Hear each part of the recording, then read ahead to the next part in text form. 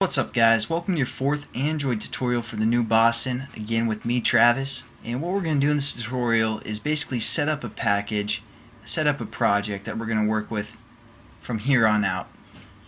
So before we can set up a project, you guys want to go into set up your preferences for the most part and locate the SDK that we downloaded in the last tutorial. Now if you're running on Windows, you want to go up to the Windows tab. That's where I got confused in that other tutorial. And under the Windows tab there should be something called Preferences right down here. But on a Mac computer you want to go under the Eclipse tab, and the Preferences is right here. So you click that and then you go to this folder called Android that's now located, or now you're welcome. Android SDK, you're welcome. Proceed. Alright, computer's frozen. Awesome.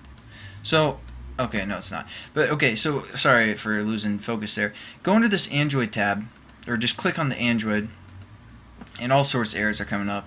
And now what we want to do is locate the SDK folder that we set up. So we're going to hit browse, and again I told you guys to set it up in your hard drive so it's pretty easy to find.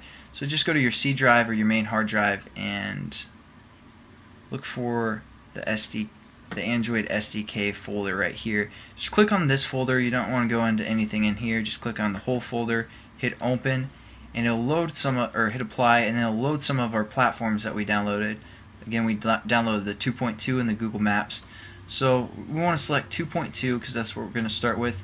Hit apply or hit OK, and now what we can do is right click within our Package Explorer. Now if you guys exited out of this Package Explorer because you're trying to clean up and now you're like, oh crap, we needed that, it's pretty easy to get back. Down in this bottom left corner you click, and right here is Package Explorer, and then we can just drag and drop this into our workspace.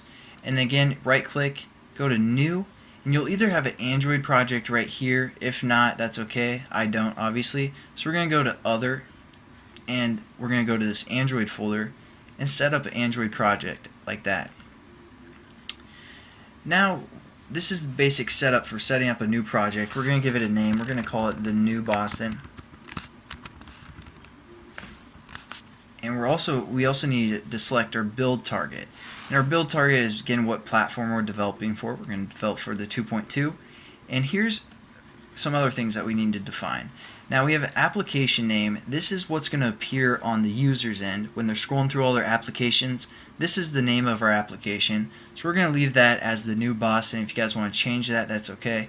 The package name, basically we want this to be unique because when we put our application on the marketplace, if there's another app that has this package name, you won't be able to upload it. So we're going to make it unique. In generally you want two identifiers, so you can say like t.t, and that'd be two identifiers for the most part. But generally what people do to make sure their application's unique is if they have a website, they do it backwards, like com.thenewboston.travis, and that's just going to be our package name. Hopefully that's unique enough for the marketplace.